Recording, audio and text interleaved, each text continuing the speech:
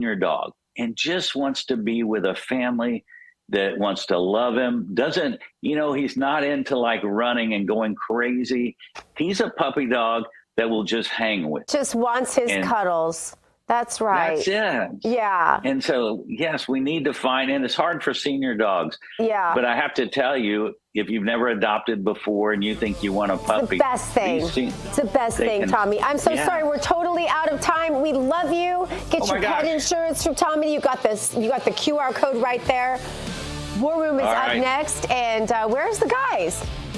Girls, guy and girl. Oh, we're not going to them. Okay. Well, I just have to tell you goodbye all on my own. You guys have a wonderful weekend. War Room up next. Go boldly now. Say goodbye, Colby. Wake up. Say goodbye. Happy Puppy Friday. Happy Freedom Friday. We'll see you Monday. It's God-ridden guns. No fear in my chest. It's doing what's right when it calls. Today, the Schumer said Democrats support a voter ID bill.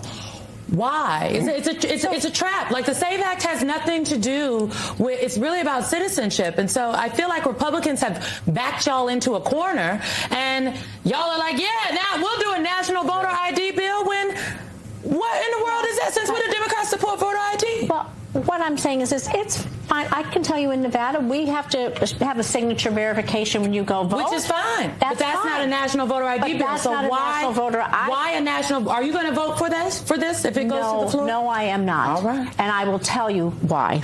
Especially I want to talk about the Save America Act. Well, I want to ask either of you and anybody listening, would you like all of our voter rolls to go to the Department of Homeland Security, Kristi Noem and Kristi Noem 2.0, possibly? Hell no. Hell no. What are they going to do with it? Then they're going to look at it, decide who's worthy to vote and who isn't. And I took my husband's name. I'm proud to be married, 33 years this year. Well, I have to have, in order to vote, first of all, you don't know who the DHS are going to purge. You won't know until you show up to vote. In order to vote, I have to have my birth certificate, which doesn't match my married name. So then I have to get my marriage certificate and a passport and God knows what else. Military ID is not allowed, a bunch of other things, and go sit in person all day long. And if I don't have the right things there, they kick you out. And maybe you'll come back and you won't get to vote. This is clearly a voter suppression. They just don't want you to vote. And it's not just women. It's people in rural areas. Every time you would move, you'd have to go in person to register to vote. They won't take a real ID. This is a citizenship test. It is shown over and over and over, state after state, county after county, that there is no voter fraud.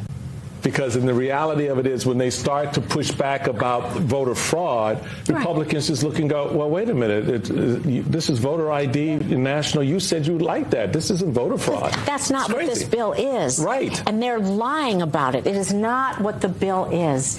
I don't think anyone has an argument about showing a driver's license, signature verification. We do that in states all across this country. This bill is not that. It is a voter purge. They're going to decide who votes and who doesn't. 2 drones, we don't know what type, spotted recently near Fort McNair, which is the Washington Army base that is home to the current Secretaries of State and Defense. Their detection was first revealed by the Washington Post, which reports that officials believe the threat serious enough to have considered moving those 2 somewhere else. Do we know much more about these drones? Well, we know that they were spotted multiple times on one night a couple of weeks ago, and that the first thing they did was they reached out to the FBI, to the Secret Service, to NCIS to say, were you doing any drone operations in the area? Because some of those agencies use drones, particularly if there's a protectee nearby. All of that came up negative. So the question was now burning. Okay, so whose drones were they? Why were they flying over this base? And what were they capable of doing? Do we know? I mean, are we talking about commercially available drones? Do we know? So it's hard because it's at night. And most of these sightings are made based on, I heard the noise, I looked up, I saw the flashing lights, and I saw it flying by. A competent description of whether it was commercial, like the normal ones we see people playing with, or something more sophisticated, we don't know. You see this? Do you see any sign from Donald Trump that he has an interest in de-escalating at this point, or are the countries in the region going to push him to a position where, look, you've started this, you've just got to finish it? He's the only one that wants to end quickly. Israel doesn't, and the Iranians don't need to, because they can continue the war. I try to look to the people who still have a conscience, who still try to tell us the truth when they can. Marco Rubio and Tulsi Gabbard. When you watch Tulsi Gabbard, clearly she has something on her mind, which is what she believes in. She doesn't want what she calls the neocons, the hawks, taking us into another war. We're in another war, and she wants to say so, but she can't. She has to go along with the team that she's joined. I think, unfortunately for her, she's on a team that now is hawkish, and she's not a hawk. And I think she'd like to speak her mind. When those hesitancies yesterday in that hearing are true, she doesn't think we're in the right world, in the right war. We shouldn't be in this war. That Donald Trump campaigned against stupid wars. He got the votes of regular people in places like Pennsylvania and rural areas because they don't want their kids being taken into a stupid war. We're in one now. This is like Gilligan's Island. We went on an excursion for a couple hours, and now we're stuck in a real war that's not going to end because the other two people in this war, Iran and Israel, want to keep it going. I think Israel would go it alone if President Trump woke up tomorrow and said, you know what, victory, we're done? They would want to continue. I mean, I think that's clear.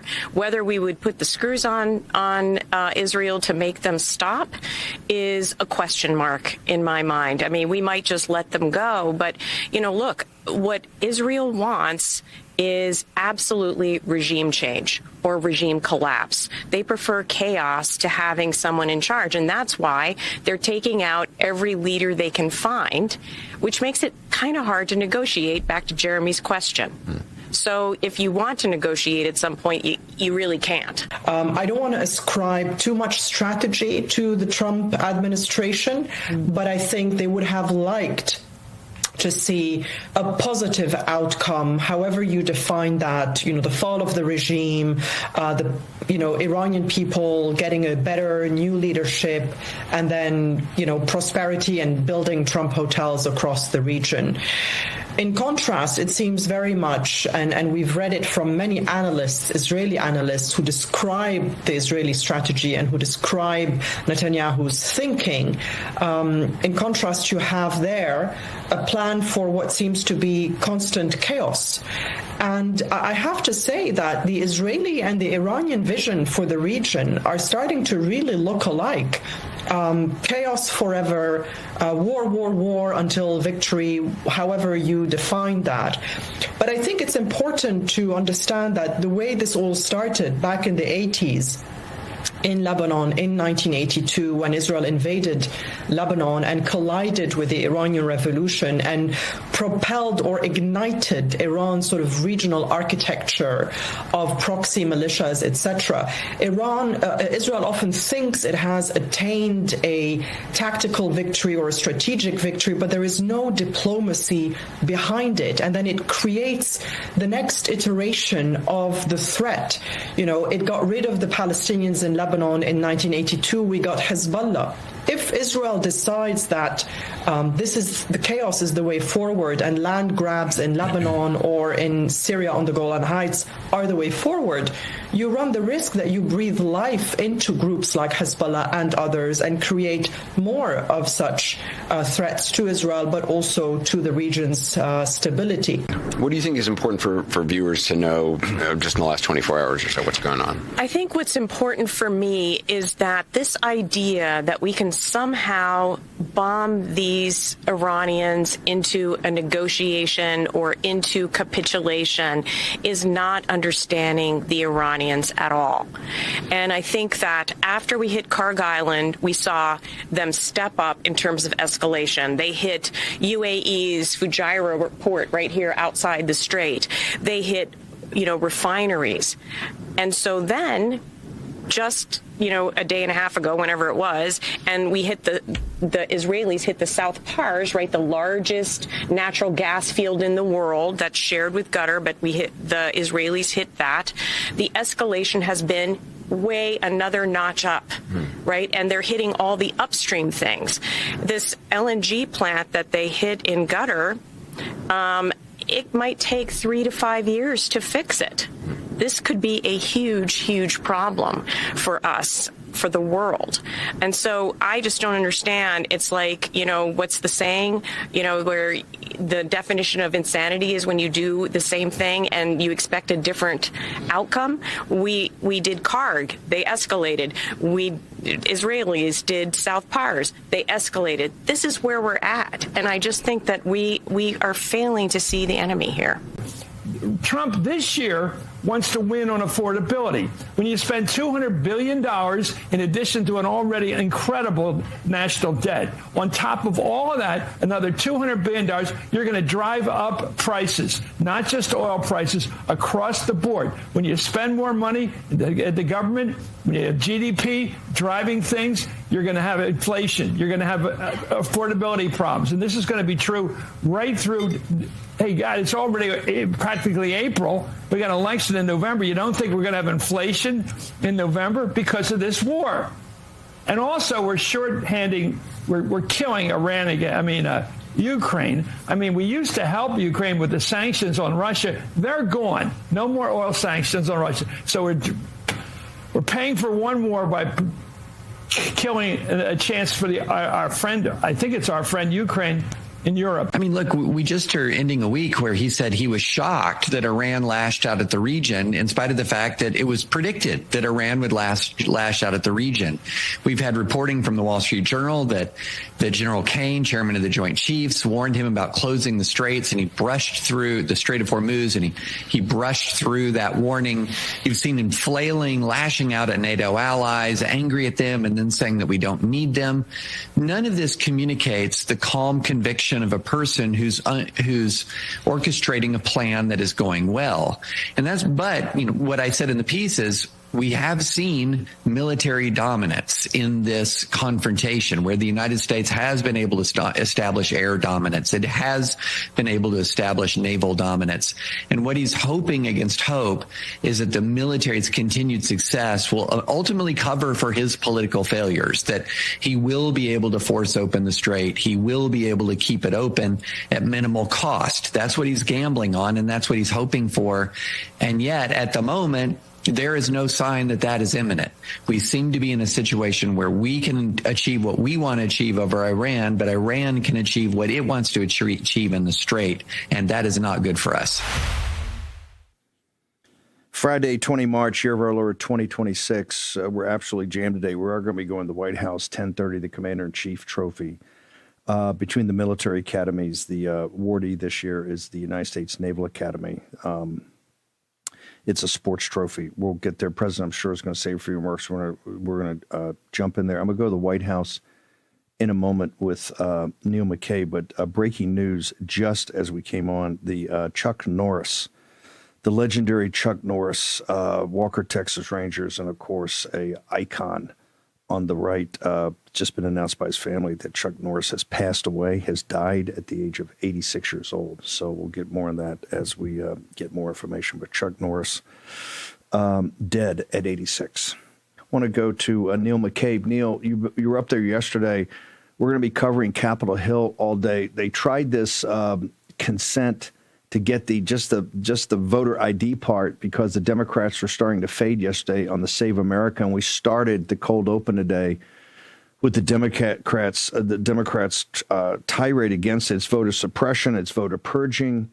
Your sense on Capitol Hill of I know we're going to pick it back up, and I've talked to Cleta and Jenny Beth. They're going to join us this evening and tomorrow and over the weekend as we cover this nonstop. But this is a process, and particularly a legislative process. If you don't want to get tied up in a messaging bill, you're going to have to grind this one out. Your thoughts, sir?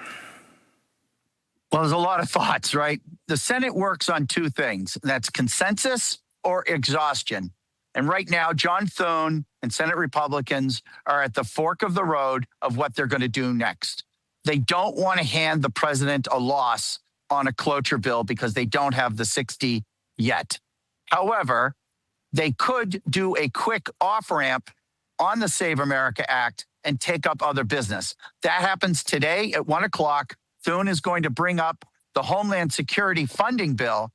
If they get the simple majority to take up that bill, that moves Save America Act off the floor. They address the Homeland Security, and then they have to do another vote or unanimous consent, which they won't get, to bring the Save America Act back. But last night, John Husted from Ohio, he offered the unanimous consent for a bill that would just be a clean voter ID bill, which Schumer talked about, saying Democrats support voter ID. Durbin told me yesterday, just off the Senate floor, Democrats support voter ID. It's just now when they actually put it to them, they decided to block it. And it was Jeff Merkley from Oregon, the Democrat from Oregon.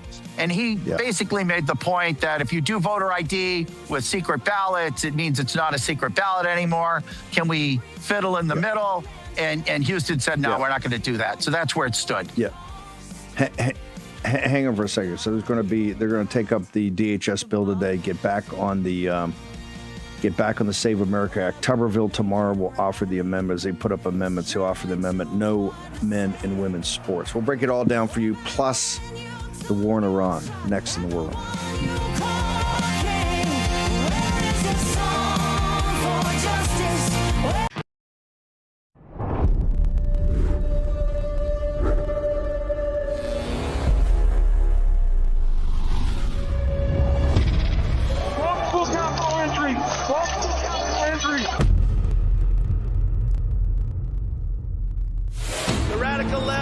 Exactly what they're doing. They want to steal the election. We're going to walk down Pennsylvania Avenue, and we're going to the Capitol. They need to take back our country. Events in Washington have taken a violent and tumultuous turn.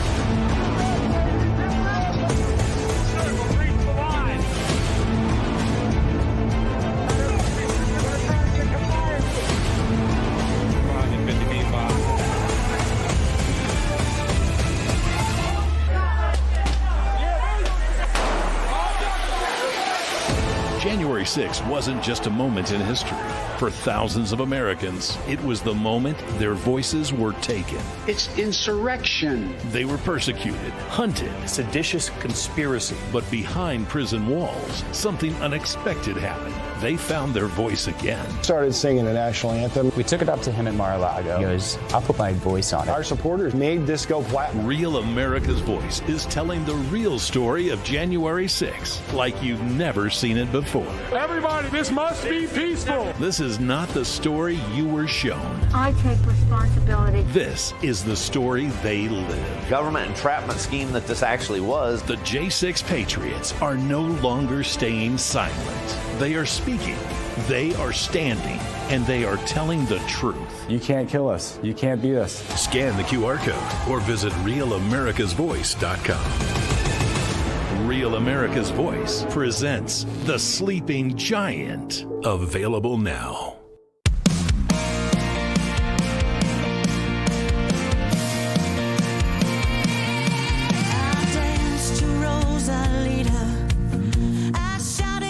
From powerhouse vocalist Natasha Owens, known for standout singles like Trump One and Somali Waltz, comes her brand new release, The Boss, released on Real America's Music. This is the direct response to Bruce Springsteen's recent release, The Streets of Minneapolis. While Springsteen once branded himself as a voice of the working class, The Boss gives a voice to everyday Americans and reminds listeners who truly shapes the future. The Real America's Voice audience has the power to move charts and shake the industry. Download it right now. Scan the QR code or search The Boss on iTunes. Push it up the charts. Make them notice.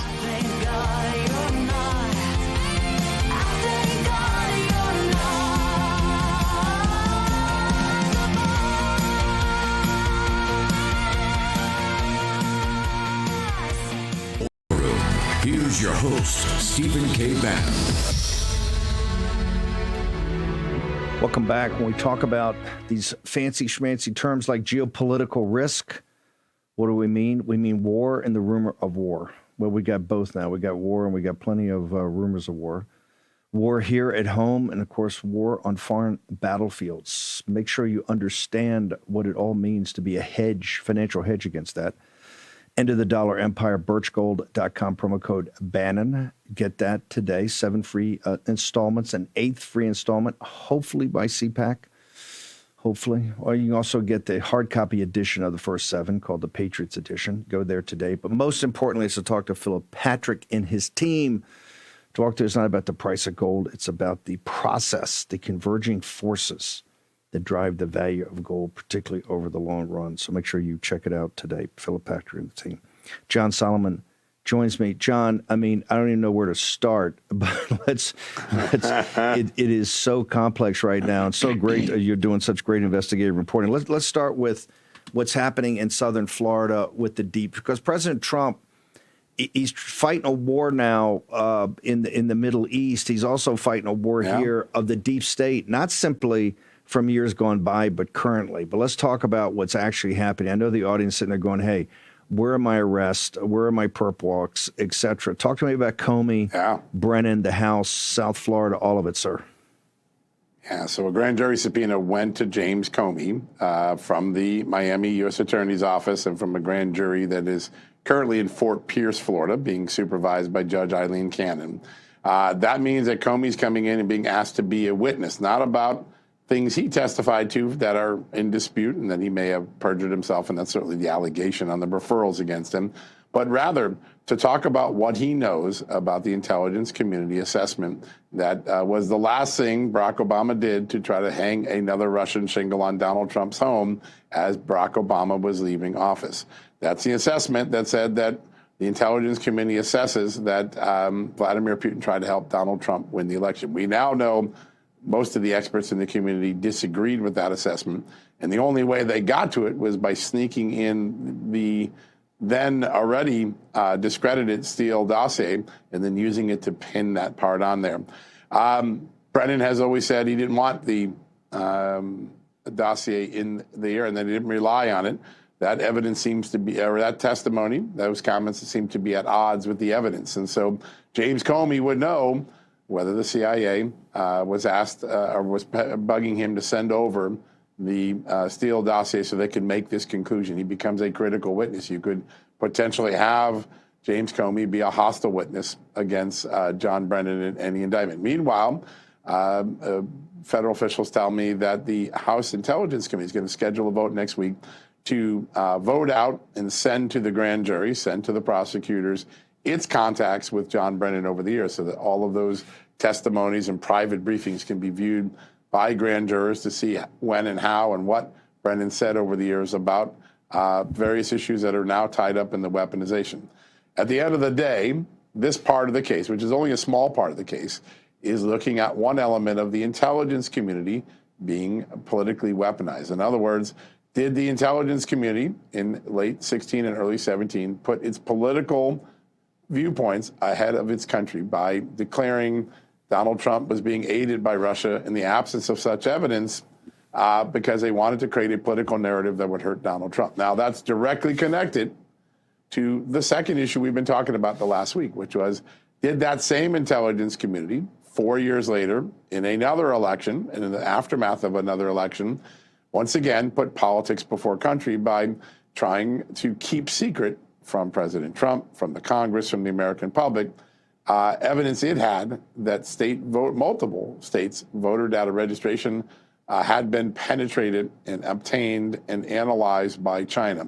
Now, when that revelation occurred in Great Britain, it was a national scandal over the seas, across the pond. It probably should be a national scandal here, but we were kept from that knowledge for 6 years, and we now know from the documents the intelligence ombudsman made public that the assessment of the ombudsman was that they kept that China election interference data quiet and secret, even from the president, because the intelligence community didn't like Donald Trump. They didn't like his policies on China, and they didn't want to give him data that they thought would help him execute his China policy. Once again, putting politics before the interest of your country, the interest of your commander-in-chief. So what's going on in Florida, what's going on in Washington now, have a direct line, the same issue, a politicized intelligence community that's not doing its job, not serving its president, not serving its country. The politicized, yes. Here's one of the things that concerns me, and I don't know how we got to think through how we're going to put this. But you had the Senate and the House Intelligence Committee for the last couple of days, and people should know those weren't called because there's these issues about imminent threat or anything. Those are by statute kind of requirements that they have to come in, I think, twice a year and give an update. That's right. To the House and Senate. Yeah. It was noticeable that nothing about this was raised there. And the issue is, I think, that the political class, and this is much Republican as Democrat, they keep talking about the Save America Act, but they do not, for two reasons. Number one, the infiltration of the Chinese Communist Party, as everybody knows, all over D.C. with money. The other is that they do not want to go because they think they're feeding the MAGA animals about the 2020 election. So there's two whammies on this, right? You got the CCP involvement as intelligence, and you got we don't want to do it because then the wingnuts over at Real America's Voice, War Room, Just the News are gonna, don't feed the beast. So how do we? It is the most important issue that we're dealing with because we're spending all this time. We're going to cover it all weekend. You know this, John. You're doing a great job on the Save America Act. Right. And at the same time, we're saying, hey, guys, it's one thing about voting, but our existential threat enemies actually have access to all our voter data and they're manipulating it. Yeah. And yet no one in a position of authority in the intelligence community wants to really touch this publicly. Correct? That seems to be the case. I'll just tell you some truisms. I've had questions pending for more than 10 days at the CIA that ask the CIA, how many states and which states does the CIA know had their voter registration data accessed by China? They know the answer. It's in their raw data. To date, haven't gotten those answers, though, in fairness to the Director Ratcliffe, he did give me a statement saying he was looking at this, and obviously we got some declassified documents to break the first story. Tulsi Gabbard, the DNI, has known about this information at least since September. I just want to say that again. Tulsi Gabbard and her staff have known about this information about China penetrations at least since September. That's at least 7 months ago. The Save America Act wasn't even a twinkle in the eye of the House, let alone the Senate, when the DNI learned about this. I have made relentless and endless requests for that data to be declassified. I believe some of it's been declassified, but it has not yet been released. The DIG, which has already been disbanded, the intelligence advisory group that was looking at this, they knew about this for quite some time. They were quite concerned about it. To date, none of this data has been given in a way that Congress could process it and understand it. It's not been given to the American public, despite President Trump's obvious interest in the story. He tweeted out the story. He's been concerned about Chinese infiltration. And as a result, what you saw in that scheduled hearing was the Democrats had their way. They got to drive Iran, Iran, Iran, Israel, Israel, Israel. And the Trump intelligence chiefs could have drove a very different narrative. They could have turned those hearings on their head if they said, oh, by the way, we want to tell you about this. There's no doubt they know about it. At some point, someone in the Trump administration has to decide to take this bull by the horns and say, we're going to do this systematically. Here's what the Trump administration has at its disposal. These are facts, are irrefutable. They have a civil rights division of the Justice Department that's been reviewing state voter rolls. According to Harmeet Dillon, tens of thousands of illegal aliens and non-citizens have made it onto the voter rolls. Tens of thousands. That's a big number. That's not a few. And dozens of those, at least dozens, have been confirmed to vote. We just indicted one of them recently. That ought to be broken down by state, and every senator should be given their data. Hey, in your state, this many non-citizens are believed to have voted, and this many registered, and this many are believed to vote. This is why the Save America Act is important to your state and your constituents. And then come in and say, hey, your state was one of the states that was penetrated by China. Here is the raw intelligence report. You can do it in a classified setting. Educate these senators to the threats that they've been willfully kept from. We know the intelligence committee hid this from Congress. By the way, when you ask the question, when could someone be put in handcuffs? If the intelligence community did not properly brief Congress as required by law, intelligence analysts could potentially face criminal prosecution for not complying with that aspect of notifications to Congress. So we don't know enough to make those assessments, but those are all things that Trump could do right now, right this moment. But and it's even at the We're going to have the mass deportation guys on here later. It's also, there's an announcement or President Trump announcing or talking to staff that, there were bad videos about mass deportation off it. John, I just want you to hang for a second, and we may go to the White House, but hang, because here's the thing. The stealing of the 2020 election and knowing that the Chinese Communist Party was in on it and was part of it and knowing that the apparatus has known about both of these events, and both of these events, and particularly combined, is the biggest scandal in American history. We actually put someone in office at the office of the presidency that changes the entire direction of the country. Particularly, we got 20 million illegal alien invaders here and everything else, the mess in Ukraine, the mess in Gaza, all of it. And knowing that didn't happen and that this information was suppressed, it's almost like the system is saying, yeah, you may have all this, but we can't go there, because if we go there, in going there brings down the system. John Solomon's with us. Short commercial break. We got Bradley James from Breitbart. Explosive story on, I'll let him tell it. Incredible story. Also, Noel Frisch is going to join us. All of it. Short commercial break. Back in the War Room in a moment.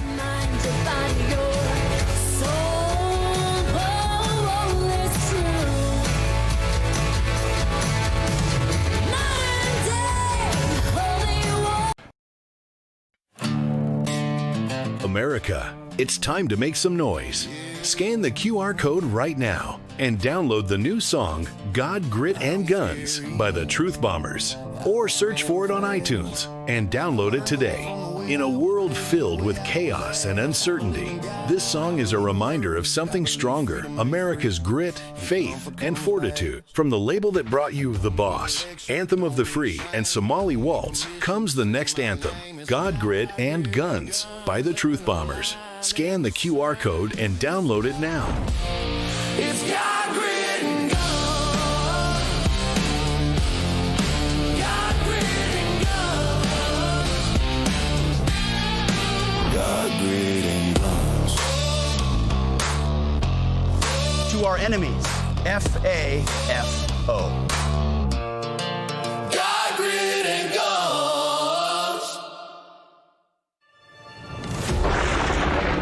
Through every storm, every moment of uncertainty, everybody needs to pray for Charlie Kirk right now. Rev has stood strong. We're not going to tolerate this stuff anymore. Turn that anger into motivation to save this nation. When we move together, there is power. The cries of this widow will echo like a battle cry. This is more than news. It's a movement. This revolution of people taking their countries back. A turning point. A chance to be part of something greater than yourself. Scan the QR code and stand with Rev. The story isn't over, and neither is your part in it. Step in. Be counted. Be heard. Together, we are Rev. We will achieve American greatness. And we are just getting started. Hello, all you Ravagers. I'm Billy Howell, your old buddy Carefree Largo from the chat, and I'm thrilled to be part of the Rav family. When I want to be heard, I use my real America's voice.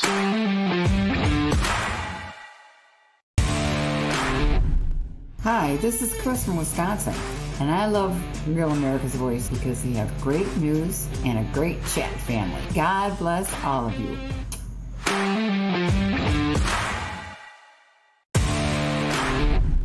This is Giselle Chapin. I'm from North Carolina. I'd like to let you know that Rav News is the best news. Number one news. Truth seekers seek to find the truth. It'll set you free.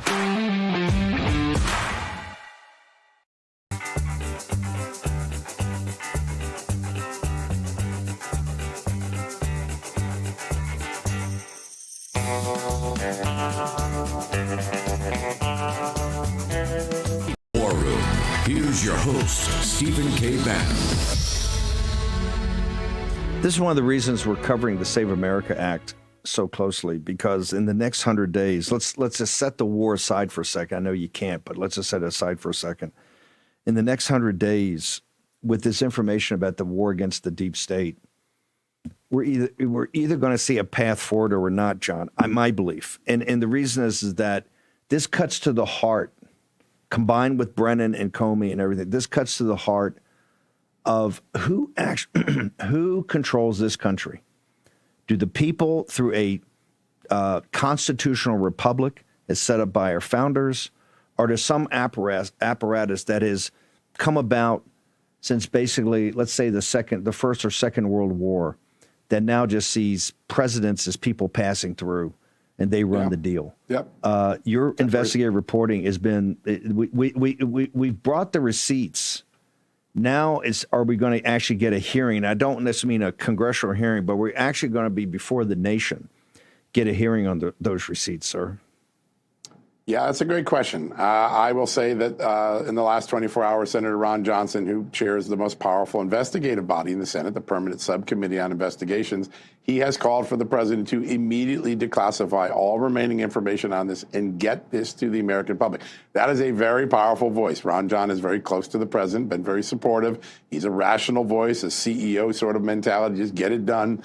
That's the first thing. I think in the next 24 to 48 hours, we will learn that the President's Intelligence Advisory Board, currently chaired by Devin Nunes, will likely weigh in on this issue and look at, did the Intelligence Committee put politics before country? That's a big issue.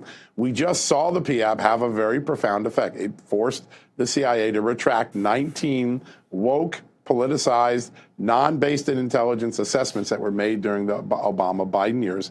That could also happen here. Having PAB and Ron Johnson at the point on this is a very big, powerful movement. Now the question is, what will those in the intelligence community do? Or does the White House have to tell the intelligence community, we're taking this over, you send it to us, we will decide what to declassify? Now, over the next week, I think we're going to learn some very important things. We're going to learn about some Ukraine meddling in elections, at least an attempt to meddle in the elections, beyond anything we've already learned about with Hunter Biden and other things. We may learn that the FBI was tracking a major political figure for possible infiltration by China. I think we may learn about that in the next week to 10 days. So the story is going to keep building. The transparency is going to keep growing. The official arms of the Republican Party, the Senate, the House, and the White House just have to grab this data, put it into a narrative, and drive that narrative if they really want to get the Save America Act. That's really the opportunity here. That's up to them. They got to do the work. The facts and the evidence are all sitting at their fingertips. John, before I let you go, the New Republic, and I'm asking my staff to pull it off my getter, or if Elizabeth could get it to my producers right here for a second. The New Republic had an article yesterday, and it is brutal. It's talking about the Democrats are already working with law firms, et cetera, about our defeat in the House and the Senate this year, and then Trump's MAGA's eventually getting crushed in the 2028 election, and what's in store for all of us. And I gave a speech a year ago and said, hey, understand, these people play for keeps. It's not like the pity pat you see from the Republican Party. These people play for keeps, and they're going to be sending people to prison. They're going to bankrupt people, and the New Republic lays it all out. Given that, and given that he's got the weight of the world on his shoulders and not a second to think, is the President of the United States understand the scale of what's being laid out here that backs up the case that the deep state, from the very beginning, from the first time he became a reality on the political horizon, has had one focus, and that is to stop Donald Trump, stop the MAGA movement, and ultimately to destroy Donald Trump and everybody around him? Do you think the president right now, given everything that's going on, he's got to focus on, understands the movement we've made in this effort to show how try to destroy him, and that if we don't strike now, it's over? He's got a scar in his right ear, 4 indictments, and an extraordinary path to his second term that I think reminds him every single day what the Democrats are capable of and what they will do again if put in power. He is clearly dialed in on the things that matter, and he's working on them as best I can tell. I think the real question just comes down to, are the people around him loyal enough? Are they focused enough? Are they skilled enough to take the opportunity that's about them in the moment? If I'm a Republican, I'm very optimistic about the 2026 election. I haven't voted since I became a journalist, so I don't have any skin in the game other than covering it. But if you're a Republican, you look at what's about to happen over the horizon. You potentially, with the right strategy, could get voter ID and citizenship checks. You probably are going to win the Louisiana gerrymandering case, which will, between the next two elections, return 21 to 24 districts back to Republicans. You may also get a massive victory that cuts off one of the Democrats' biggest advantages if the Mississippi case goes as expected. And it's ruled that election day means you can't have ballots coming in 4, 5, 6, 7, 8 days later. Those are monumental changes to the election structure that Democrats have exploited that Republicans can now have on their side. Now, to get that would be an incredible miracle for the Republicans, particularly in a midterm election. Then let's throw one other thing on there. If you start delivering the undelivered parts of the agenda, President Trump has delivered an awful lot, but you got election integrity still pending. You got accountability for the deep state and the weaponization and the politicization, and you got to get the budget down. I mean, we're going to head towards $3 trillion deficit at the current arc we're going at. You tackle those three things, your base will be highly motivated to come out. Donald Trump will be on the ticket, even though it's a midterm. And these changes, these structural changes to elections, which will return them to the way we used to have elections back in the 70s, 80s, and 90s, you can be very optimistic as a Republican. But the big ifs are the things that the people around the president have to deliver, and thus far haven't gotten it. You know, the House and Senate, the leadership, they've whiffed on some big stuff. The people around the president are currently whiffing on some big stuff. Now, that could change. They got a lot of things they're winning on. They got to win on these things. You can be very optimistic about the 26th election. John Solomon, where do we go to get all your content? The shows, the podcast, particularly your reporting, social media, where do we go? Thank you. Yeah, justthenews.com is the website. Jay Solomon Reports is the handle on all social media. John Solomon Reports is the audio podcast. And then I'm lucky enough to follow you every night right here on Real America's Voice at 6 o'clock with the Just the News, No Noise television show, which I share the stage with the amazing Amanda Head. So those are all the coordinates. Thank you, sir. Appreciate you. Keep fighting. Like I said, in the 100 days, we're going to know they got the receipts. Is this going to be real or not? Because it is shocking. It is shocking in its detail. And what's to come is going to be even more shocking. I want to go, by the way, the White House got the camera up, so the president may come in at any moment. I'm sure he's being briefed on certain things right now about the war, so he may be running a little bit late. He's got the service academies there today, particularly the Naval Academy. I want to bring in Bradley Janes.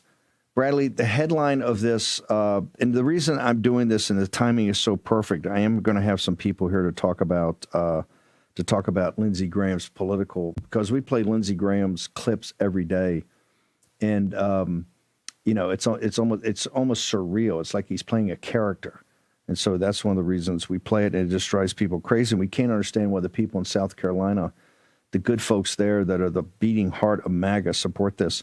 The headline of your story over at Breitbart's, terrorist groups funded by Lindsey Graham-backed USAID closing Strait of Hormuz. Now, the president is just put out, there's another report, the president's had some heated conversations with our allies about what they're really prepared to do to open the Strait of Hormuz. And I think I can say that it's basically performative, and the president understands that. We're just sending now a Marine Expeditionary Unit from San Diego with another 2,200 fleet Marines, combat Marines. And this is the USS Boxer, which has many more capabilities than the Tripoli. Tripoli's coming from Japan. Boxer's coming from San Diego. So we are putting at least in place a capability that the commander-in-chief will have the ability to either take Cargill with an amphibious and air assault, or even take some sort of beachhead or bridgehead onto the mainland of Ukraine down by Hormuz, where they've got these rocket launchers and missiles, and they just had a 5,000-pound bunker-busting bomb overnight 2 nights ago. Walk me through your story, because, brother, it is pretty shocking. Steve, it is shocking, if not terribly surprising when you look at the long history of our intelligence and military misadventures, especially in the Middle East. But look, the same people, Lindsey Graham being the chieftain who encouraged President Trump to strike Iran, were also the same people who for decades have been funding so many of these groups in the Middle East who are now siding with Iran. It's truly remarkable the way this has unfolded.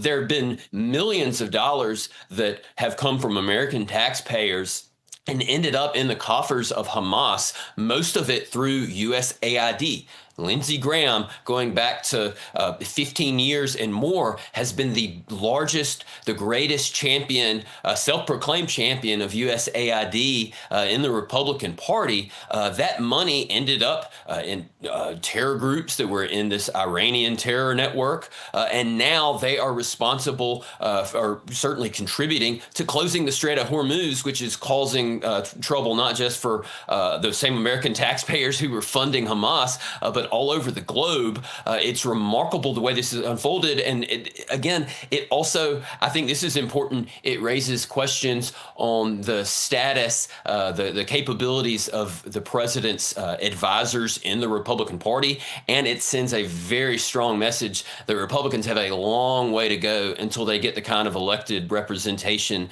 that they need in Washington, because a lot of it does not have President Trump's best interest at heart, and it's not the American people's either. Well, it's just not this has been going on for a while. It's just not the Trumps and even MAGA.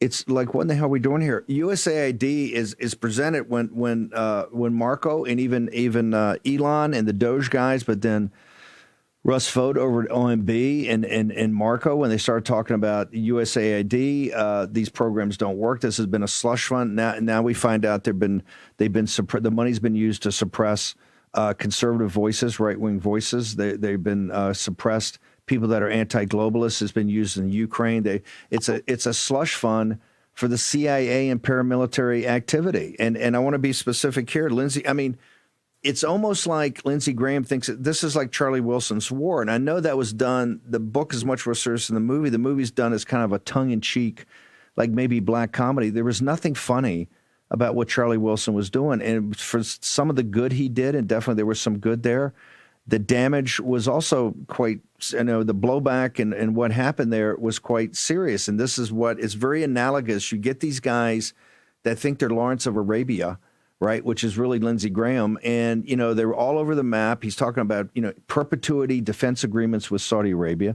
But now you see him here, and he's really building a guerrilla army or paramilitary throughout the world, but particularly here, that now turns out if we have to do, which is currently in the planning, they're trying to plan on either a physical assault on Kharg Island, and to do that, maybe get some sort of beachhead or bridgehead up on the shores of Iran down by the Straits of Hormuz. And I will tell you, that place is like the surface of the moon, and the people down there are like the Houthis in Yemen. They're bad hombres, right? And now it turns out through your reporting, we find out we've actually been financing this the entire time. And the American people are saying, "They were, hang on for a second. I've got these young Marine men and women, these kids going over there."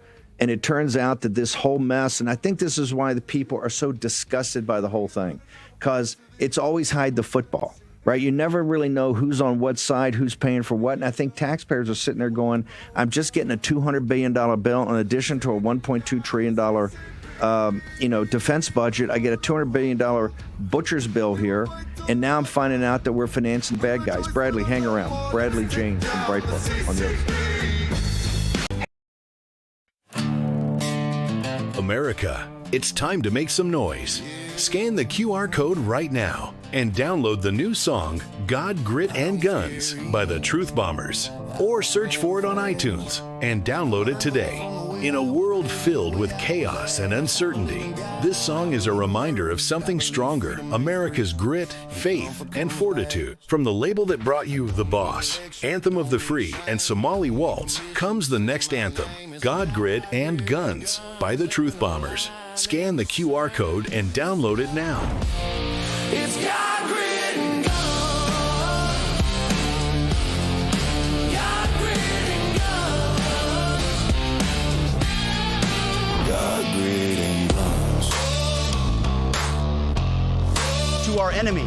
FAFO.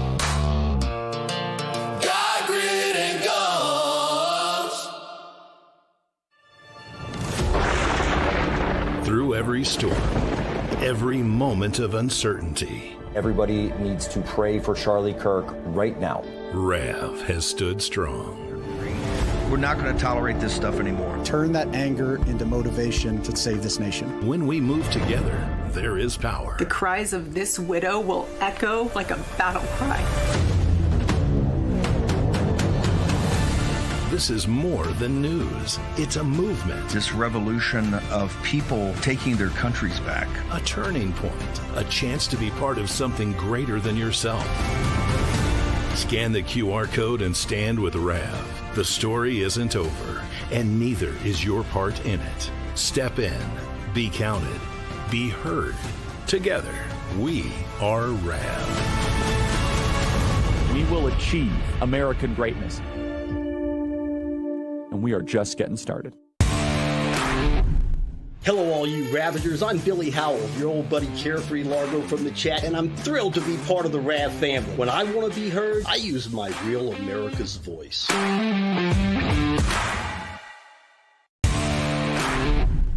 Hi, this is Chris from Wisconsin, and I love Real America's Voice because we have great news and a great chat family. God bless all of you.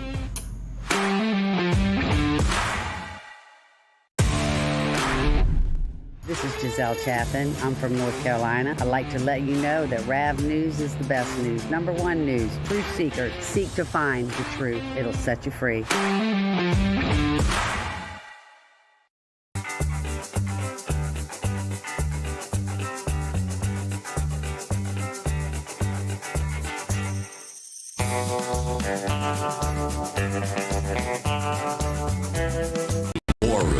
Here's your host, Stephen K. Bannon. Okay, welcome back. Bradley, Lindsey Graham, who thinks it's Charlie Wilson's war. Just for our audience, as they take your piece, we're pushing it out, and I want them to chew on it over the weekend. What would be the couple of highlights that you would point them to, sir?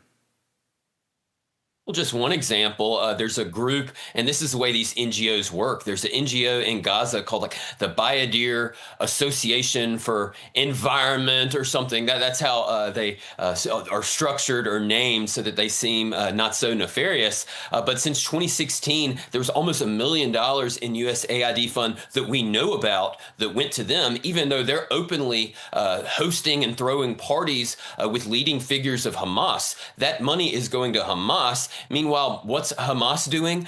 Just this week, they're urging Iran to activate all fronts against the United States and our allies.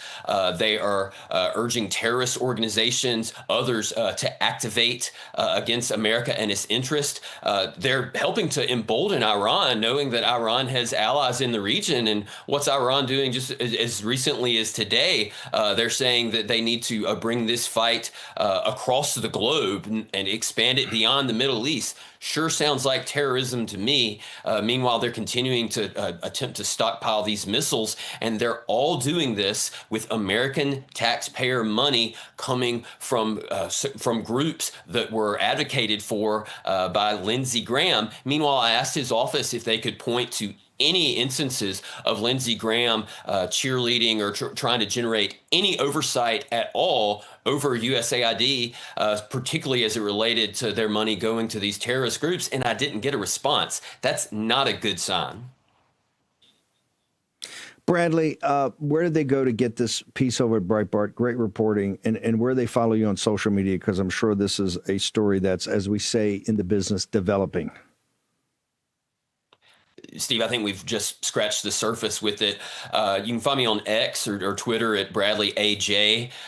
We'll tag that story up at the top. We'll pin it at the top. It's on Breitbart.com. We're going to stay on this because not only is it big as it relates to this story, but again, I think that this tells us a lot about what kind of advice the president is getting from his stable of Senate advisors. Maybe we should all be putting the pressure on some of them, and let's hope that President Trump is listening to the right people. Amen, sir. Brilliantly said. Thank you so much for taking time to come with us. Okay, President Trump's going to walk in a minute. Got to get Noel Frisch joins us from the National File. Now, Noel, you also work for I would say this, very conservative candidates. We can assume that Noel is on the right side of the political spectrum. National File, a great site. The laws of political physics, because I keep sitting here going, the folks in South Carolina, some of the best folks in the world, and they're super MAGA. And they're patriots. So many have served in the military. You got military bases all over the place down there. Mo lived there at one time on one of the bases. Oh, I tell you what, President's coming out, Noel. I just gave you a great tee up. We're going to get to it right after we finish with the President of the United States. Donald J. Trump.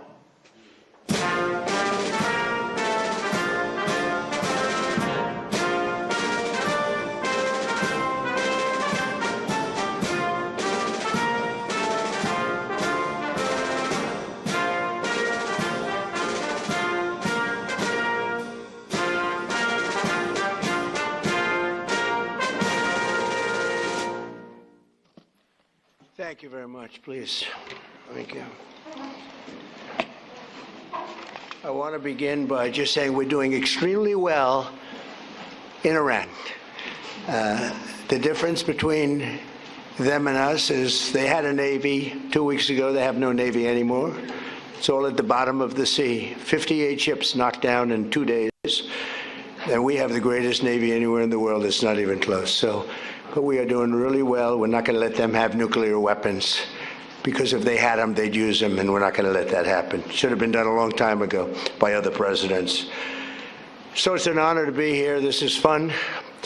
And these are great athletes standing behind me, great coaches, general managers, great people, and a great superintendent. Hello, superintendent. We only put our finest as these superintendents for these great schools because we don't want to have somebody that they don't look up to. We take our best, and they're really amazing. For the second year in a row, it's my great honor to officially present the Commander-in-Chief's Trophy to the one and only Navy midshipman football team with 11 wins and 2 losses, playing the best teams in football. I used to always think of the military services, they play like a little step below. It's not true. They play the big teams and they beat them. These players achieved one of the most impressive seasons in Navy football history and any football history, frankly. And I just want to congratulate the midshipmen. I met them backstage and they're great. Thank you. Congratulations, everybody.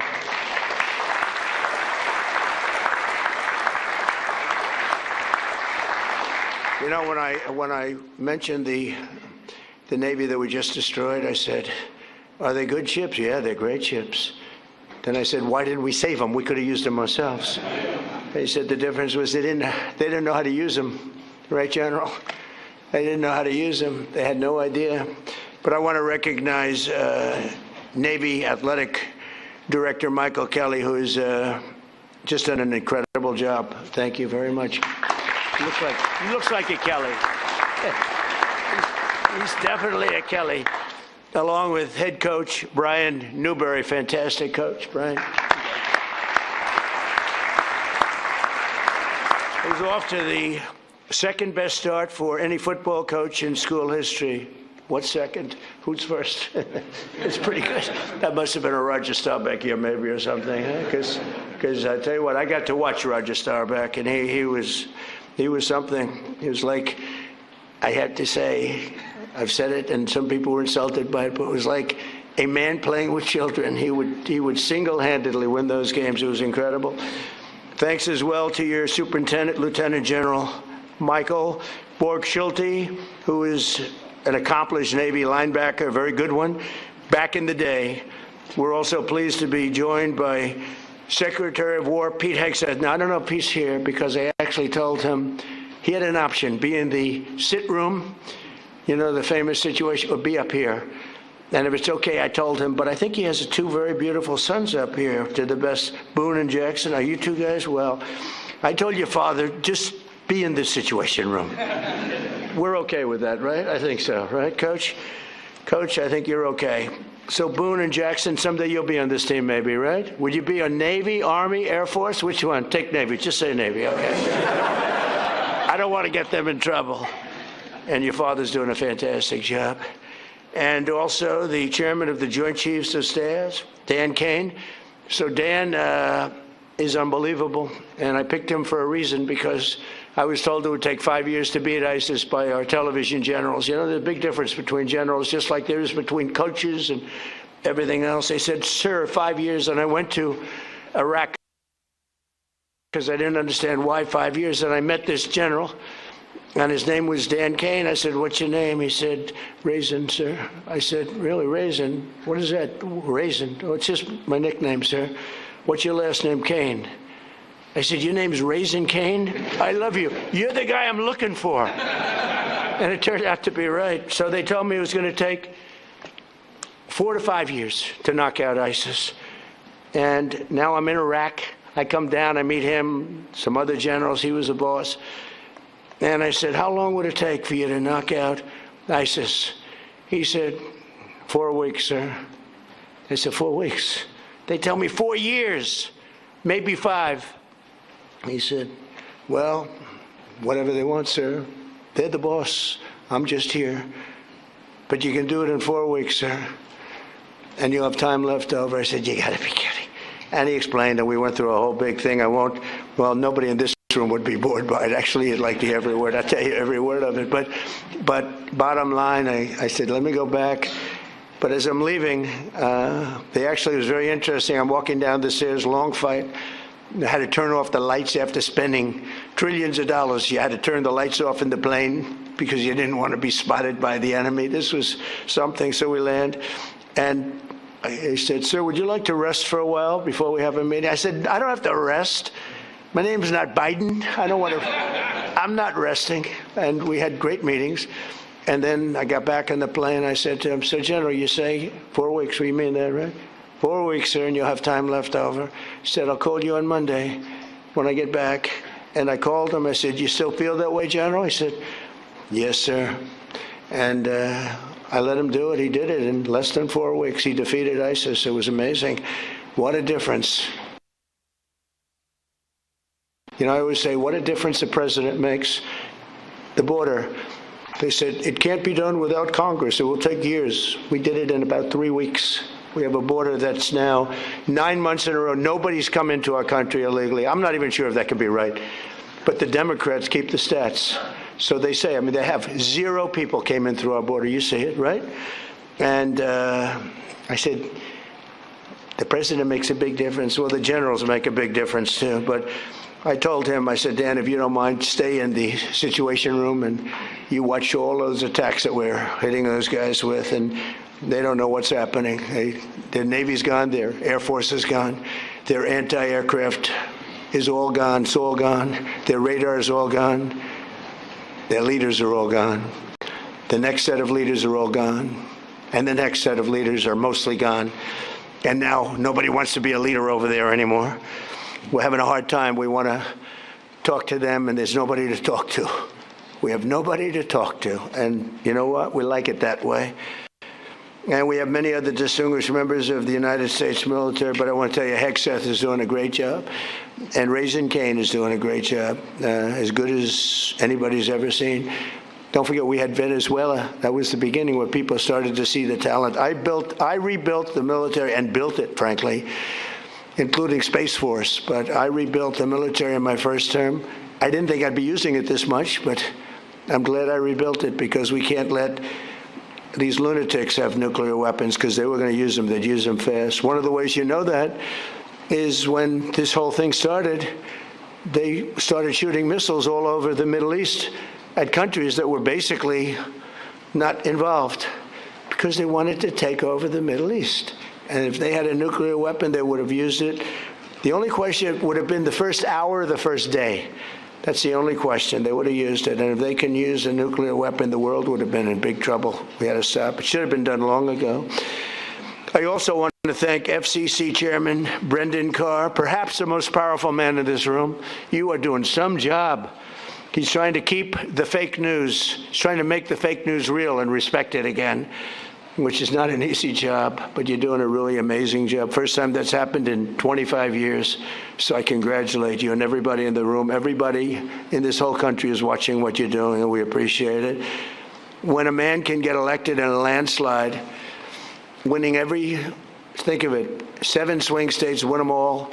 We win the popular vote. We win the electoral college by a tremendous amount. We win the counties by 82 or 84%. And I got no good press. Think of it. Only one thing. That only means one thing. These people are not respected. They're just not respected. And we have to have a press that's respected. When you can win an election where they say that I got 94% bad press. Think of it. The other side got 94% good press.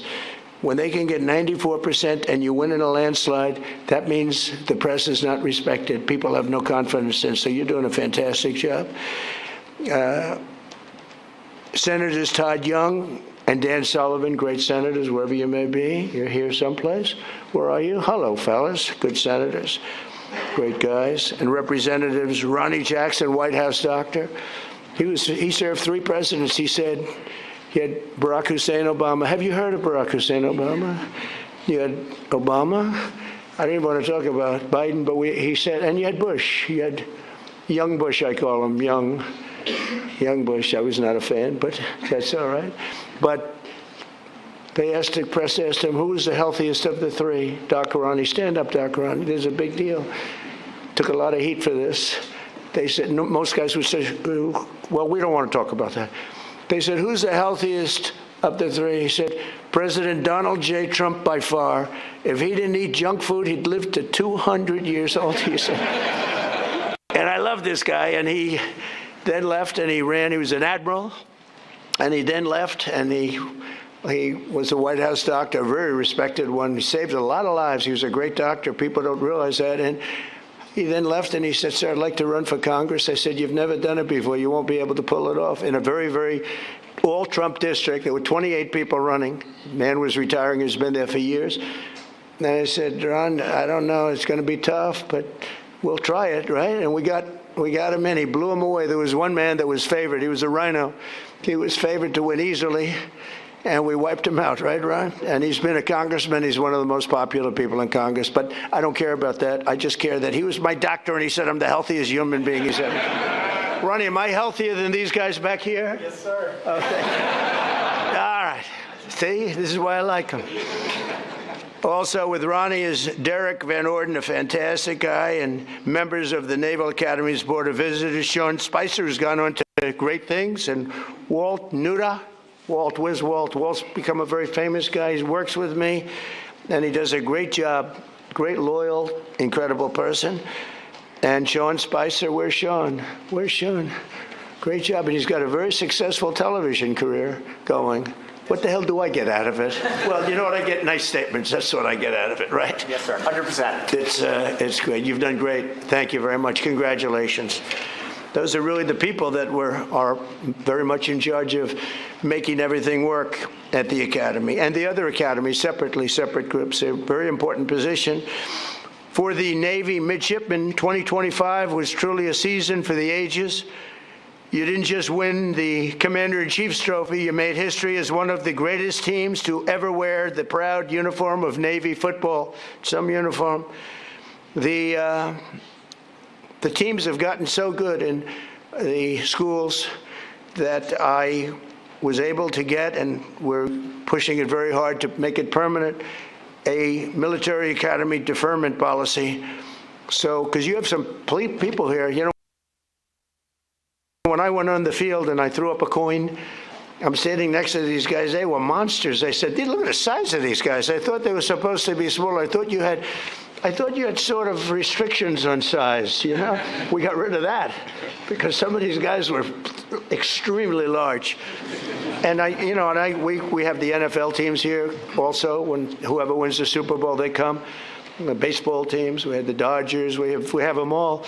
But I saw the size of these guys, so I got used to it. And I said, these guys are as big as the NFL. And at one of the visits a while ago, first term, they asked me, they said, sir, we have a hard time recruiting. because a player, if he's really good, he can't do the 4 or 5 years in the military service. Could you would like to do a military academy deferment policy? I immediately knew what he meant, and we got it done. And it allows you to defer your service until after your career. So if you go in the NFL for 10 years, so now everyone wants to join. So do I get credit for this successful team then? The superintendent's going to say yes. I don't know about the coach. I don't know about Kelly. But the coach, I think, it made your life a little bit easier. It was tough. It was tough for the teams when they used to have to play guys that were twice their size, right? So they did good. They had better heart. They have the best heart in the business, but size does matter. And so what we did is we got that so you have a deferment, so a lot of people are able to join now, and they do their service later. They're great patriots, but that would be a lot to ask. And I think it's helped your teams really compete at the highest level. The team was led by your incredible senior class, and that includes the co-captain and star quarterback, Blake Horvath, who is fantastic. Where are you, Blake? Wait a minute, you were a player. I was at that game. He's a player. Yeah, but good everything. You can run it, you can throw it. What do you think, NFL material? Sure. You have no choice, you have to. Thank you. Stay up here if you want. Look at this guy. He walks up. Most of them just stay there, just, they don't want to. Very good. Look at him. I can't get rid of this. I can't. Stay there if you want. Come on, stay there. He's a quarterback. What the hell? But he ends his college career as one of the most accurate Navy quarterbacks of all time, with an astounding almost 60% completion rate, second only to the man we just spoke about, Roger Staubach, who was unbelievable. He was unbelievable. He served 5 years, and then he came in, and came in at like 27 or something, and he was phenomenal as an NFL player. Likewise, senior wide receiver Eli Haydenreich scorched opposing defenses all year long. They've been writing about him, a lot of stories, setting a school record for receiving touchdowns, and you do need a quarterback for that. Where's Eli? Where's Eli? Come here, Eli. Get over here. Look at the size of this guy.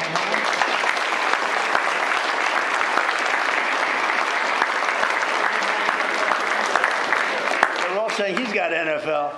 Pretty good. I see by the size of those hands you have no trouble catching the ball. Beautiful.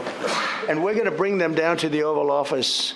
Nobody else. We don't have room for none of all these big shots that we have here. None of the senators, none of all these people. We're going to bring them down. We're giving them a special medal, a beautiful medal, a very expensive medal that if I see it on eBay tonight, I'll be extremely upset. All right, so we're going to all march down there later. Congratulations. Thank you very much. That's good. Very nice that you say that. The whole team is pointing at you. Are you looking to go NFL if you can? Yes, sir. I'm hoping to. Okay, good. That's great. I'll bet you make it. So we have Eli and setting all the school records for receiving touchdowns, earning a spot at the NFL Combine, and cementing himself as, without a doubt, the greatest wide receiver in Navy history. That is not bad. Did you do the Combine? Yes, sir. How did you find it? Were you impressed by the athletes? I was, yes, sir. Were you as good as them? I like the... Were you better? They're all saying they like you. They're all saying he's better. Good. I can see it. We're going to watch, okay? We're watching all you guys. And let's not forget one of the strongest athletes the Navy has ever seen. Oh, this is the guy I want to meet. Who was named a first-team All-American. You can't do better than that. On 5 different organizations. So 5 groups named a first-team All-American. Senior lineman and co-captain Landon Robertson. Where's Landon? Where's he?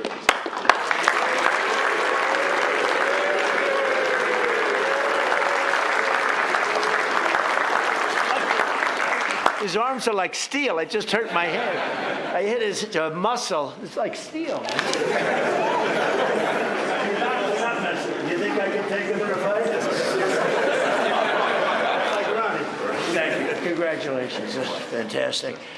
So listen to this about Landon with a 665-pound squat and a 465-pound bench press. What about women playing in men's sports? Think we could have a woman take your position? Is there a woman out there? I don't think so. We're trying to end that. No men. Think of it. No men in women's sports.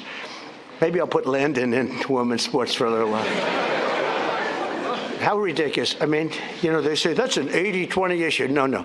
That's a 99% issue. It's amazing. Thank goodness the Democrats keep pushing these things. Open borders, transgender for everybody, and they want to have men playing women's sports. So Landon has some really big records, and he's so strong that the team had to special order a longer barbell. I see, because the barbell would break. That's crazy. Is he the strongest one on the team? Huh? No doubt with all you big, strong guys. Look at this guy again. What do you think, man?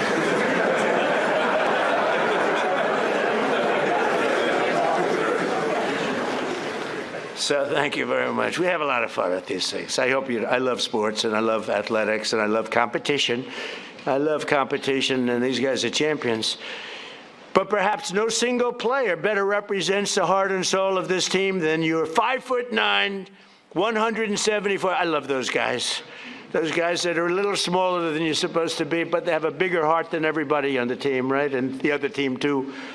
174-pound playmaker who delivered key knockouts and blocks on opponents almost twice his size.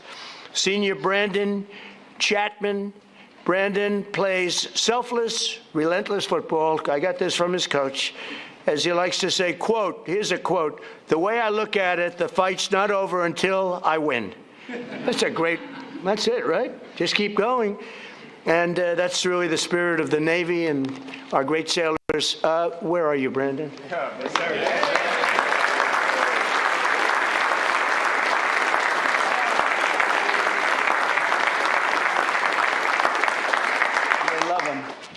Boy, I tell you, you don't have players like that. You don't win. You just can't win. You need people like Brandon, and they all have that big heart. It's very tough when you get into that elite group. When you beat those schools that are big and powerful, it's a pretty amazing thing. This group of winners opposed and opened the 2025 season with 7 straight victories, including a thrilling win over one of your top rivals. It's always tough, too, Air Force. Coach, Air Force is always tough.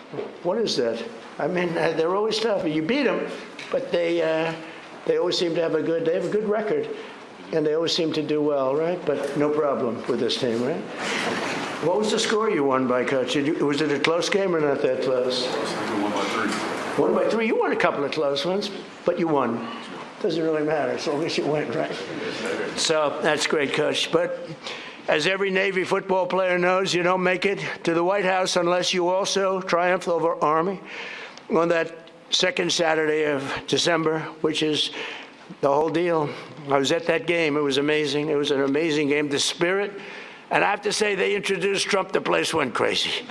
There were no, let's give a little boo. There wasn't a boo in the house. Even the fake news couldn't say. I've gone to games where I would say I got 97%, but there might be one person, boo, boo. They cover that person. They interview that person. That person becomes a star. But they couldn't find any person at that game. That was some game. It was some scene in the historic 126 Army-Navy football game. And again, something I really enjoyed. I love being there. I'll be there. Coach, I'll be there. You got to be back, Coach. We can't ever lose you. You'll be back, right? You better be back. Do whatever you do, Kelly. Get him signed, right? Yes, speaking of that, and you get him signed, all right? But you battled back from a 2-score deficit to draw within 6 points in the fourth quarter. I was there. It was looking not great. It was not looking great, fellas. You know, I can't say I was rooting for you, but I did want to see that commander-in-chief deal. Is a big deal, right? And it only happens if you win, and it wasn't looking great. With time slipping away, Navy mounted one final drive, and you marched downfield, nearing the goal line after running back Alex Teska broke loose into the secondary, which was amazing, for a huge 24-yard gain. Okay, where's Alex? Where's Alex? I saw Alex before.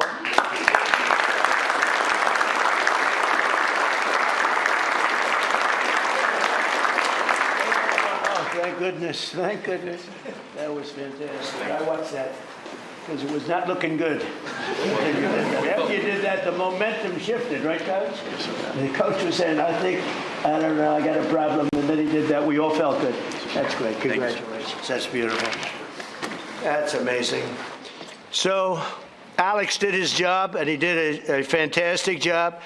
But every football player knows, every single one of them, that you don't have heart, you don't have that. You can have all the strength, like Brandon, you can have all the strength you want, but if you don't have heart, that's exactly what Alex showed, and he's another one that's known for that. Then 3 times the formidable Army defense held the line, and they really held it, making it 4th and goal, midshipmen. So it's time to do or die, right, Coach? And with 6 minutes and 37 seconds left on the clock, other teams might have kicked an easy field goal, but that's not this, Coach. Coach, did you have a call? Did you call up the superintendent and talk to him like, what do I do? Or did you just say, let's go for it? I think you said go. I think you just go for it, right, Coach? But not this team with this coach, with the Commander-in-Chief's trophy on the line, which is a big deal. Blake dropped back in the pocket, surveyed the field, delivered a strike across the middle to Eli for a touchdown, and secured victory over Army in one of the most iconic moments in Navy football history. I wouldn't say in Army football history. I guess it was iconic also, but not quite in the same manner. But I watched that. That was incredible. The annual Army-Navy game is truly one of the most special occasions in all of sports, but in recent years, the college football playoff expansion has encroached on this sacred 4-hour time slot traditionally reserved for Army-Navy. So what did I do? I went out. I don't know if I could have pulled it off. I have much more power in my second term, don't you think? What do you think? Would you say, Brandon? Much more power. First term, I don't know if I could have gotten away with this, but what did I do? I went out and said, I'm going to sign an executive order to ensure that the second Saturday in December is preserved exclusively. Nobody's playing football. Not Ohio State against Notre Dame. Not LSU against Alabama. Nobody's going to play football for 4 hours during that very special time of the year in December. It's preserved forever for the Army-Navy game. Now, if you don't want to watch football, you don't have to. But if you want to watch football, you're only watching one game. You're not watching 19 different games, all of them in many ways big. So, Coach, that puts a little pressure because the whole world's going to be watching. So nobody else is going to be allowed. Of course, we'll probably get sued at some point, because we always get sued. But we win those suits, and we'll win this one. The only game that's going to be played, so we preserve that time, no matter who it is.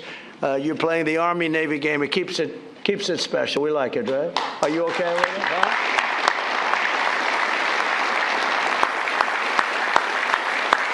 And just simply, we don't want other college football games over, playing over us. And frankly, I'd always watch the Army-Navy game anyway, but you don't know. You get some of these games, they're pretty tough, pretty good, and they're pretty tough. And they'll be able to play, but they'll play after 7 o'clock, I think.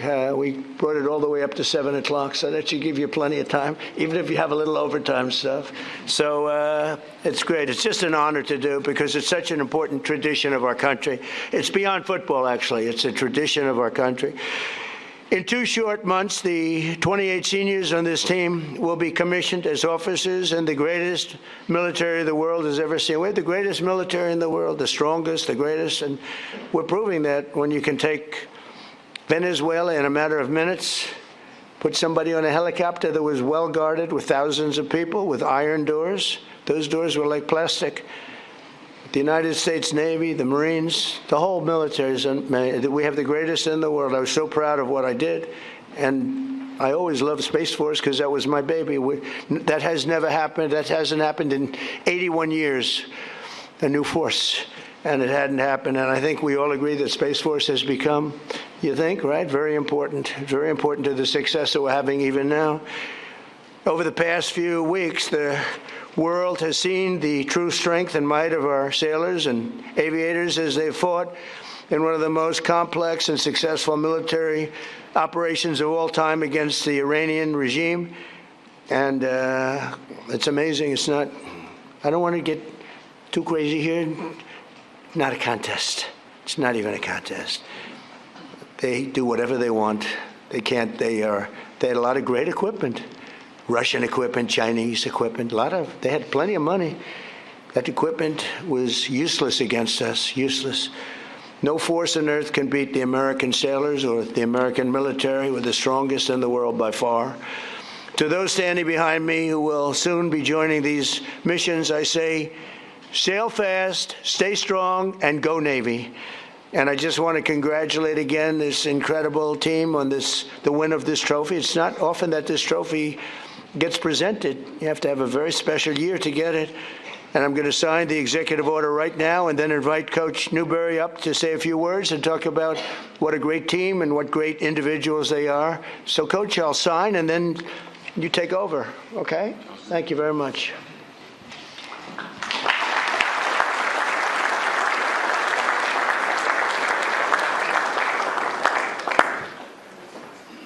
This is not an auto pen. Imagine taking it and saying, would you please have this signed by... Somehow, I don't know how they got by that. It didn't work. Let's go.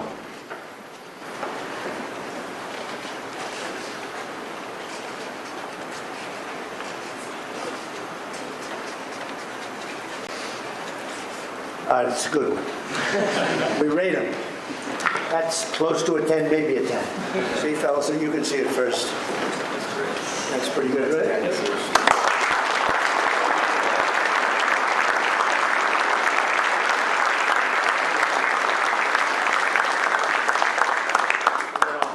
I'll give these out also.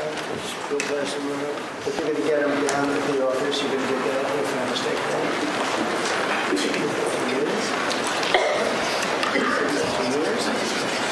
Coach, take over. Thank you very much.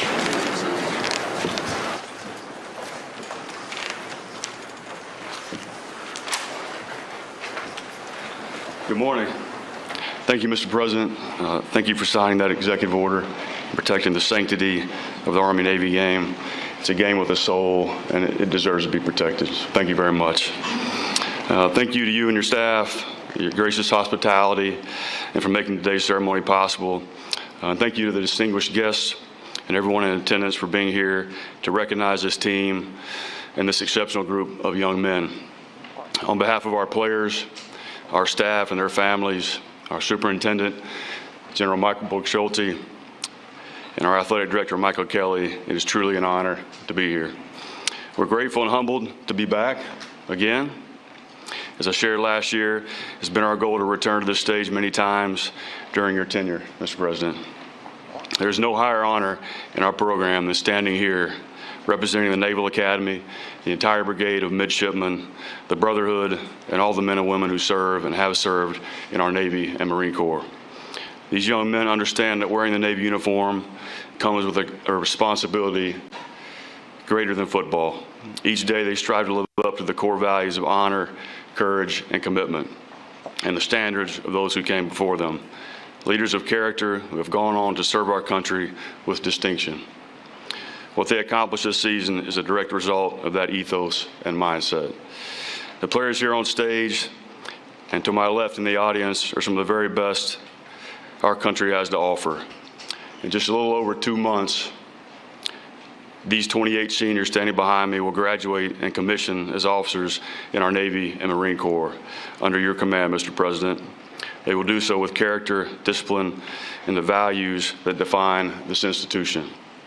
I also want to recognize our fellow service academies, the United States Army and the United States Air Force. The rivalry we share is among the greatest traditions in college football, but it is grounded in deep and enduring respect, because we know that one day many of these young men may stand shoulder to shoulder in defense of our nation.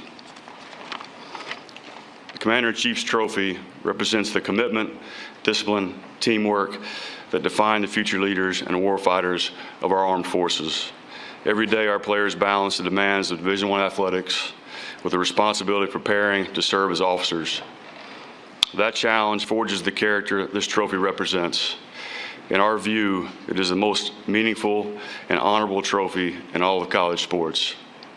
To our families, alumni, and the countless people who support the Naval Academy, thank you. Your belief in these young men and what this institution stands for makes moments like this possible and special. Mr. President, thank you for hosting us today and for your continued support of the men and women who serve our great country. This time, I'd like to bring our two captains, Landon Robinson and Blake Horvath, up to present you with a couple of gifts. Great, thank you.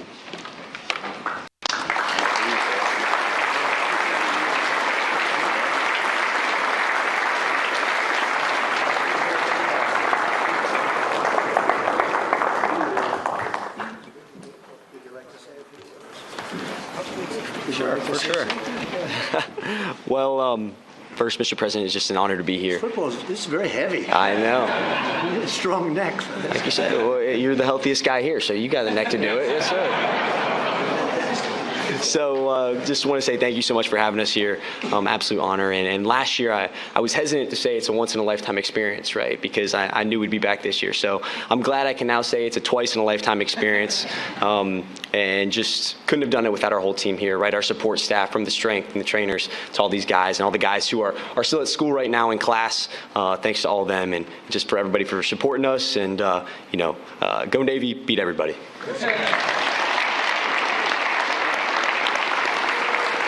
Absolutely. First off, thank you, Mr. President, for the opportunity to be here. Blake said most of it, but I'm just so thankful to all my teammates and all my coaches for all the hard work they've put in. It's very hard to go 11-2 in a season, but I couldn't be more proud to play for Navy football, and I couldn't be more proud to represent the United States Naval Academy. So go Navy, beat Army forever.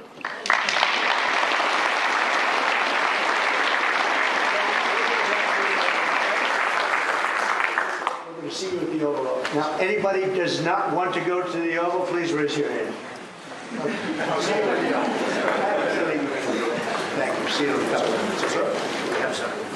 Thank you, everybody.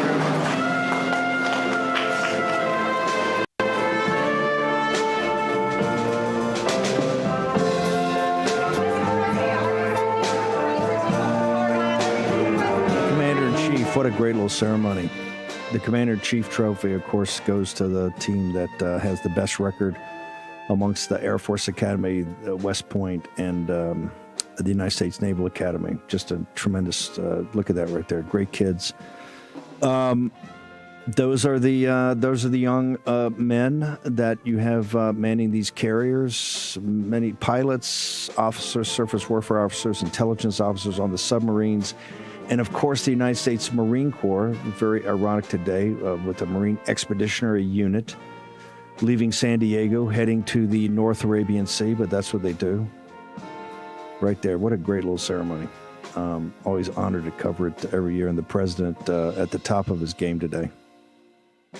So they're going to go down to the Oval Office. If you go see the President, you'll get a trip to the Oval Office, and then right next to the Oval Office, between the Oval Office and the the little dining room he has that he works out of a lot, there's a space now that he's got. He keeps all the ball caps, and he keeps some of the merch and memorabilia, and everybody gets to stop there and pick up a ball cap or pick up something.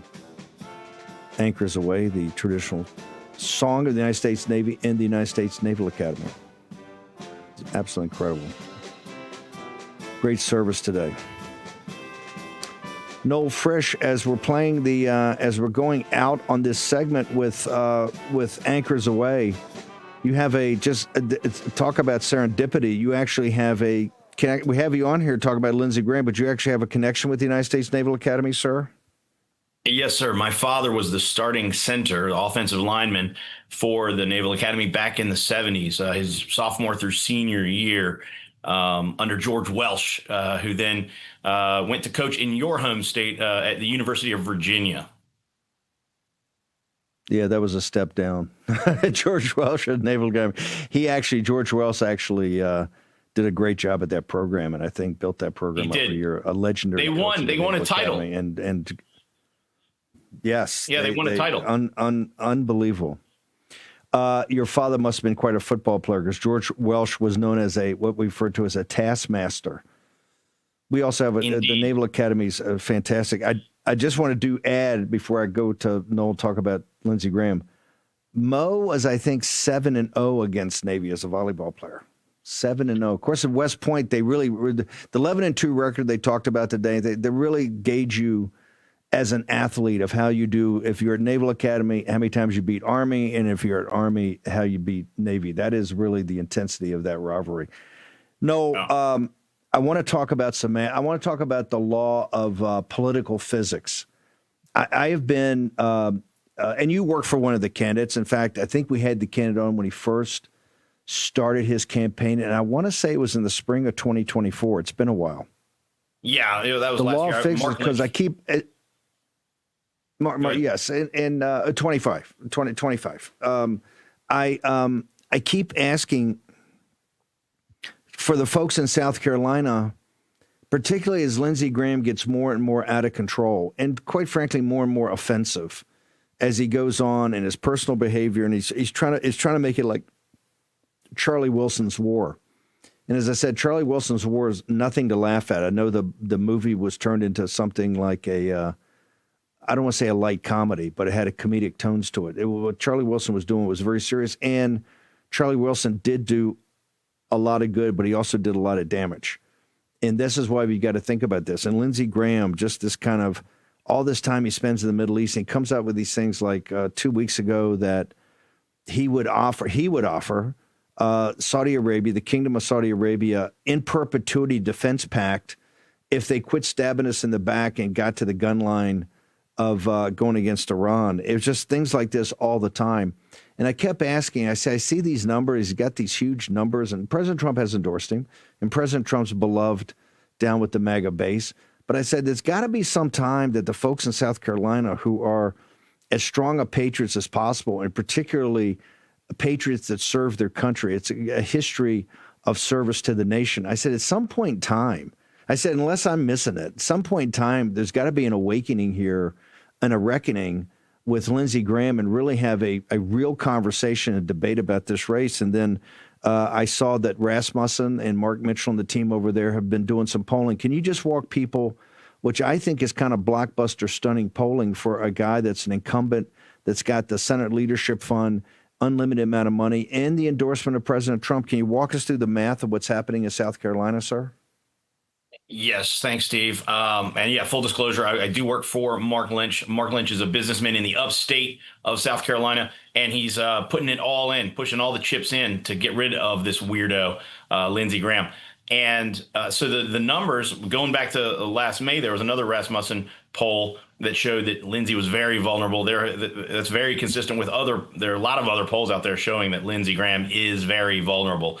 And this cycle, we have just the guy to do it. We have a successful businessman in Mark Lynch, and he's been up on air on TV for many months last year and all this year. And Lindsey is deathly afraid. That's why he's on Fox News every day. When you say he's afraid, well, just walk through the math. If an incumbent's below 50%, that's a flashing red light. Most incumbents should be able to blow these, particularly where you've been around an incumbent for a couple of times and you're very close to the leadership in the Senate, so they'll pour unlimited money in you. What is the basic math that shows? When you say he's in trouble, give me some math to prove that. Yes, what is actually the trouble that he's in? So that survey back last May showed that fully 57% of the primary electorate, the Republican primary electorate in South Carolina, is not going to vote for Lindsey. So that's a horrendous number for Lindsey. Usually, like you say, these incumbents, they get scared if they get, if their approvals are anywhere near 50. But now you have more than just the approval. You have 57, a big majority saying they're just not going to vote for the guy. And again, that's with that strength of incumbency. You're supposed to have been helping your constituency for, decades on end and buying all these favors. Well, whatever Lindsey has done, he hasn't bought any favor in South Carolina, and the folks are done with him. What does the math show us right now? Yeah. Because I was kind of shocked. And look, this is a serious poll. I think it's expected voters. It's not just the whole thing of everybody down there. It's not even, I think it's likely voters, correct? It's not just registered voters, it's likely voters. So as you get closer, this thing is pretty serious, and it's a big poll, and it's done by somebody. The Rasmussen Group is known as somebody that really has, along with Richard Barris and probably Trafalgar, really has their hands on the pulse of the MAGA movement and Trump-aligned grassroots people. So what does it show? What type of trouble does it show Lindsey Graham in? Yeah, so 1,000 completes on the poll, so it's a very sizable sample and a pretty low margin of error. And it's got Lindsey Graham at 41, which is 9 points below that 50% number that we mentioned earlier. And then Lynch at 21, and then all others rounding it out. And so that anti-Lindsey number adds up to about 33%. And so it's 41-33 with like roughly almost 30% undecided, Steve.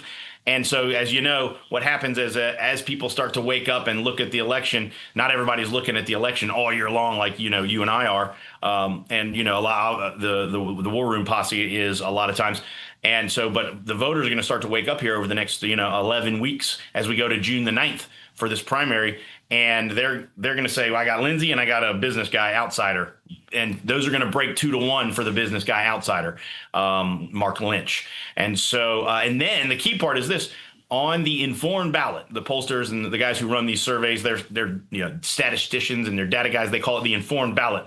That's after you've been told about Lindsey and you know now about Lindsey that he backed USA, that he backed all the Ukraine wars, that he backed amnesty, that now, as you reported earlier today, that he's funding literal terrorists that are closing the Strait of Hormuz with that great report from Breitbart News.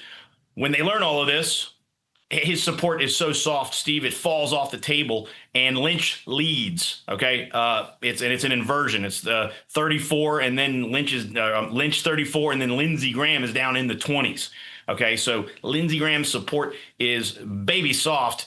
It's funny. It's like the only place he's polling really well is like DuPont Circle in San Francisco. Steve, the Poofters love Lindsey. The Poofters love Lindsey. Real quickly, how do you, with Lindsey's amount of money in the Senate Leadership Fund, how do you get to that informed? Because what they're going to do is swamp you with ads for the folks that don't pay attention. So what's the strategy for your candidate in the next 11 weeks? So we're going to be everywhere. And Mark Lynch has a big war chest. He's getting ready to drop a bunch of it onto Lindsey Graham's head. And we obviously need all the help we can to still break through, but millions of dollars Mr. Mark Lynch is investing in the country, in the republic, in the future of the republic, and he would ask that you go to lynchforsenate.com to help. This poll is proof of a going concern. We finally have a candidate in South Carolina. A lot of people ask, Steve, how does Lindsey keep on getting elected? I'll give the answer. He's never been credibly challenged, unfortunately. There's a couple good guys Nancy Mace ran a challenge in 2014, but she didn't have any money, a couple $100,000. Another guy, Lee Bright, really good guy, maybe got close to $1 million raised, but it wasn't quite enough. Mark Lynch has the resources. He's a strong Christian conservative guy, lifelong South Carolinian. You got a really credible candidate against Lindsey Graham at this time where Lindsey just happens to be, crapping the bed every day on Fox News. Yeah. Okay. We got a bolt. I'm gonna reach out to you after. I think we want you on the Saturday or Sunday show to break this down some more, so we get a better reality of what's happening. Noel, in the interim, where do they go to see your candidate? Where do they go to get this poll? And what's your social media? You come in a little hot every now and again on social media. Where do people go? Yeah. Yep. So lynchforsenate.com for Mark Lynch, at Mark Lynch SC on all of the Mark Lynch socials. And I'm unfortunately, Elon won't let me tweet right now, Steve, because of that. Right after we did that interview about the Ashley Biden diary with Miss London, Hunter Biden's girlfriend, I can't tweet. My personal Twitter's gone. So I'm appealing to Elon Musk. Please allow me to tweet, Elon. No, he's a First Amendment free speech absolutist. Okay, thank you, brother. Appreciate you. See you over the weekend. Noel Frisch, National File. Winton Hall, Code Red, the long-awaited two things happening. First off, Winton, for about your book directly, the left, the right, the China and control, and the race to control AI. Blockbuster news overnight, an industrial concern, a great company, now senior executives arrested by the FBI for what is this? They're shipping behind the scenes in fake servers, NVIDIA chips to the Chinese Communist Party so the Chinese Communist Party can keep up with artificial intelligence. Can you break that down for us, sir? I think you warn about that in your book, don't you? No, I absolutely do, and it's something that you've been, very strong on. There's nobody that's stronger on the CCP and understanding the 5D chess game that they're playing, and it really is going to be a game over compute, right? The GPUs, the graphic processing units. We've seen this debate over export chip controls. We've seen what the debate with the H200s.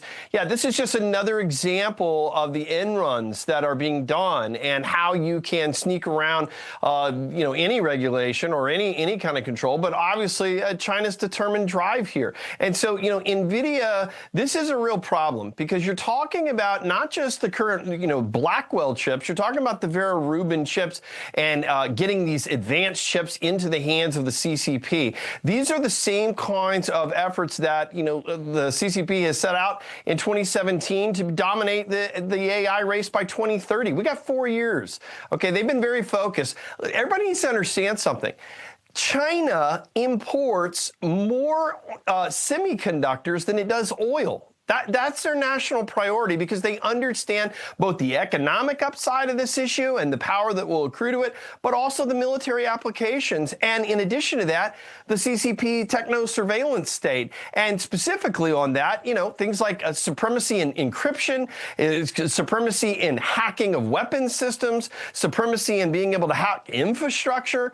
So this is real. And, this is why this whole export chip control is so important. And I'm so glad that you and, Joe Allen and a handful of others, look, a lot of people don't want to get in the weeds on this stuff. And they say, well, we just want to play, with the cotton candy stuff and the bread and circus stuff. This is where the rubber hits the road. Okay, because whoever has the most advanced chips and whoever's been able to do that, you're going to be able to see these issues that we've talked about, the choke points. This is the only thing holding this thing back are these choke points. Okay, there's very few places that you can really apply pressure. And when you're talking to most experts, you're talking about a 6-month to 3-year lead, maybe. And again, we know the hidden hand strategy of the CCP and Xi Jinping to be able to, flashbang grenade over here and actually have something information and movement over here. So people got to lock in and they got to dial in on this. And this espionage issue and handing off chips is exactly why we've been talking about all this stuff for so long. And I'm glad finally, unfortunately in this situation, but we've got to get some attention on this right away. Okay. So for this audience, because it is very important on this issue and all the issues related to artificial intelligence that you use your agency and come to your own individual conclusions. Nobody's going to tell you guys how to think on this, but we are going to set a framework so you can get the information to kind of think it through because it's a very complex topic. That's why Code Red is the book you need and you need now. Why do I say you need it now? Because as we were on this show and watching the Commander-in-Chief there with the United States Naval Academy's football team, the White House released this long-awaited kind of federal framework, this huge fight with Ron DeSantis and everybody at these states. This federal framework is 4 pages long.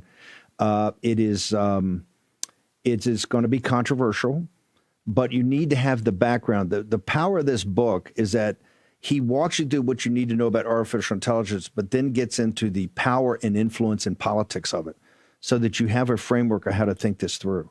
And that's why Code Red's so important. So you got to go to a bookstore or go to Amazon and get it delivered tomorrow. Because I think this weekend, this, let's say, firestorm debate that's going to come over this framework is going to be quite intense. And it is going to do more than anything to kind of drive the direction of this country and our number one existential threat, the competitor, the Chinese Communist Party. In this regard. When I'm going to hold you through the break, I want 2 minutes, and we're going to get you back over the weekend to break down Code Red, because Code Red's the book the White House just put out. Its guidance, it's cut. David Sachs and the White House has cut at the framework for a federal regulatory apparatus over the development of artificial intelligence.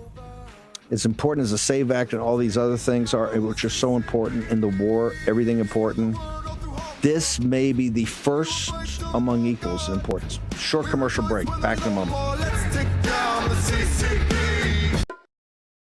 At Real America's Voice, we love Pastor Jensen Franklin, a faithful servant of the Lord who brings our audience life-changing sermons every Sunday. God is after a conversation with you. And now, Jensen has a new book that will impact you too. What if your most effective prayers were not your longest ones? So many believers feel pressure to say more, thinking longer or more eloquent prayers will move the hand of God. But Scripture says otherwise. Throughout the Bible, brief, heartfelt prayers brought breakthrough and divine intervention. And if I can inspire you to pray, I can inspire you to be like Jesus. You will discover how even a simple cry, like, "Lord, save me," can open heaven's windows. I really believe it's going to change your life. Filled with biblical examples and practical encouragement, this book will help you pray with confidence in every circumstance. You are missing so much more God has for your life. Get ready to experience the miracles that come when you pray short, bold prayers filled with power. Scan the QR code now and order your copy today on Amazon.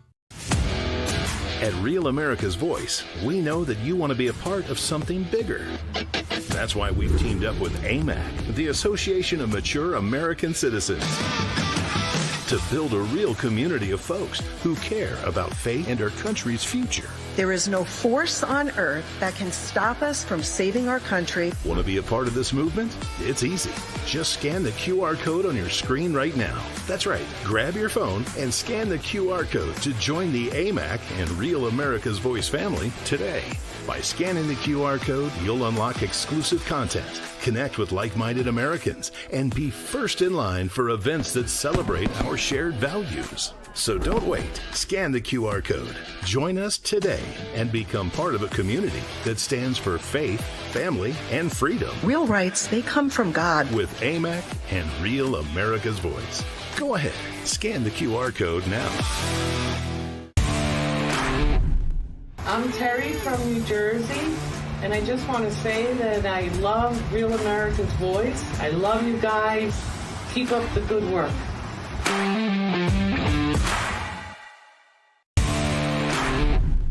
Hey, this is SEAL Team from Missouri. I like Real America's Voice because it's real news for real people, and it's real good.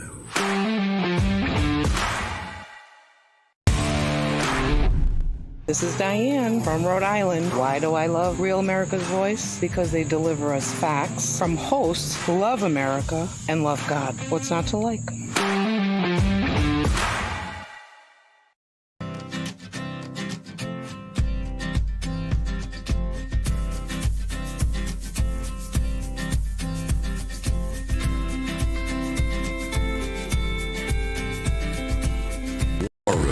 Here's your host, Stephen K. Bannon. Nobody can tell you how to think on this topic. It's important for the nation. It's important for your family. It's important for our species. That's how big this is, for you to come to your own conclusions. We're just giving you the tools to help you get there. Winton, Code Red, the book. You'll give the nomenclature, the lexicon, all of that. You're going to be back with us over the weekend. By the way, the Sunday show continues 10 to noon as the war continues. So we'll be here Saturday and Sunday at our normal time. Until that time, I want people to go get the book. I want them to go to a bookstore today to get it, or I want them to order Amazon for delivery tomorrow. Where do they go to get it? You've got a great site to give additional content and to point in the direction where to get the book. Where do they go? Thank you, Steve. Yeah, AICodeRedBook.com. I am on Twitter at Winton Hall, WYNTON Hall, and it's everywhere books are sold, Amazon, Barnes & Noble, Books A Million. And you're exactly right. We've just got to give people the information and let them make the decisions, and that's why Code Red tries to shorten your learning curve in AI by 5 years, take all the most important things so you understand the concepts, because this is going to be the most seismic shift we've ever encountered, as you said, as a species technologically. No, it's important. In fact, Joe Allen's going to join me this afternoon to talk about this. Winton will be back over the weekend. The White House put the framework. I've already put it up, and we're going to put a bunch of articles that are coming up on it even as we speak. Code Red. Go to a bookstore and get it, or order today on Amazon. Winton Hall, thank you. See you over the weekend, sir. Cameron Kinsey, thank you for joining us. Cameron, look, we just every year on March 15th, we always do a special Ides of March and go through the assassination of Julius Caesar with the footage, historical footage, and some commentary. The Ides of April are upon us, and that is a day that people fear. Why do they fear it? That's tax day. Tell me how Tax Network USA can help take away the fear the angst, and most importantly, the unknown, ma'am.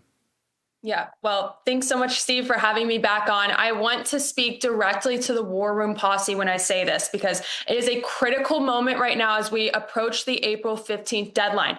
We are seeing two groups of people right now, Steve. The first are the people who filed. They're absolutely shocked by how much they owe. And the second are those who haven't filed yet because they're too afraid of what that amount is going to be. And I totally understand that. People are playing catch up from the inflation and rising costs that we had previously. But here's the reality. The IRS does not slow down based on who's in office. Their mandate is to collect revenue. It's the enforcement is becoming more targeted, more aggressive, even smaller balances because of the staffing shifts that we've seen under President Trump. Remaining agents are under pressure to be more efficient during this time, which means quicker notices, faster escalation, more targeted enforcement across a broader group of taxpayers. So here's what I'll say. The worst thing you can do right now is panic, but the second worst thing you can do right now, Steve, is just ignore this completely. So the first step that you should take is just file on time, call us if you need help, even if you cannot pay, because you're going to have that failure to file P,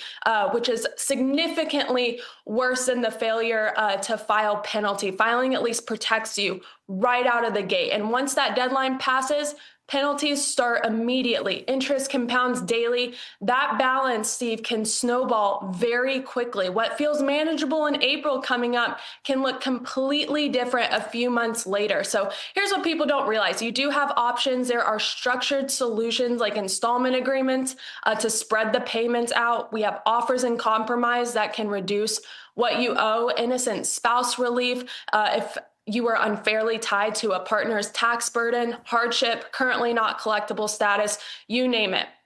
But none of these are automatic. They depend on your financial picture, how your case is presented. And that's really where Tax Network steps in. We act as a liaison between you and the IRS, so you're not taking on that burden alone. We don't expect the average person to know the tax code inside and out. Our team will protect you. We'll gather all the necessary financial documentation. And like Steve noted, we have the free discovery call. We're going to continue that. Normally that costs hundreds, if not thousands of dollars, where we are talking to the IRS, acting as a liaison, figuring out your full financial picture and what they have on you. So we have a free consultation call as well. All you have to do is call 866-513-5516 or go to tnusa.com/Bannon. We had to change the phone number, Steve, because we had so many people calling in. They didn't know where to start. They didn't know how to act. Now is the time. That deadline is fast approaching. And the, 866-513-5516. I'm going to talk about this every day between now and April 15th. Don't fear the unknown. You got to file, but go do the free discovery call now. 866-513-5516. Look, they've heard your tale of woe. These guys have solved $1 billion worth of tax issues. They know the people at the IRS to talk about. There's nothing to be ashamed of, nothing to be afraid of. They've heard it all before. Just get over the fear. Cameron, thank you for taking time today to do this. 866-513-5516. They set up a special number just for the War Room Posse. TNUSA.com. Throw in there, you're coming from the War Room. Promo code Bannon. Cameron Kinsey, thank you so much, ma'am. Have you back on here. Got to do this free discovery call, folks. Got nothing to lose but your fear. Mike Lindell, you're heading down to the great state of Georgia, talking about running in Minnesota. What do you got for? Why are you going down to Georgia? They love you down there because you've been fighting for helping those folks down there, those patriots trying to get to the bottom of the 2020 election. What the hell are you doing down there? Well, they haven't forgot about me. They're going to do a huge donor event to help my governor campaign in Minnesota, to help me win Minnesota. And they realize how important this is, where Minnesota's like the tip of the spear, the most critical midterm elections ever. So if you guys all want to help out, it's MikeLindellGov.com, MikeLindellGov.com. I'm going to be in Georgia for 2 days. They're doing all kinds of events to help me win governor of Minnesota, Steve. But we haven't forgot about the War Room Posse. We're moving factory. This is the last weekend, the last couple of days, you guys. All the product we left, we didn't want to move twice. You guys get those discs discounts, and you're getting free shipping, so we don't have to move it into our new factory. This is our mattress toppers. By the way, our 3-inch mattress topper, we're going to give you 2 pillows and pillowcases with it, absolutely free shipping, biggest discounts in history. If you go to mypillow.com/war room, all these products, we got about a fourth of them left. All the clothing line, you guys get them in these last couple days. Free shipping on the entire order, up to 80% off, so we don't have to move it. My employees, we say thank you all. Reach out to them at 800-873-1062 right now. 800-873-1062. Tell them that you have their back. You're buying all these products, getting that free shipping with promo code warroom. We'll see you tonight in Georgia. Charlie Kirk's show is next. We're back at 5 p.m. Eastern Daylight Time, live in the War Room.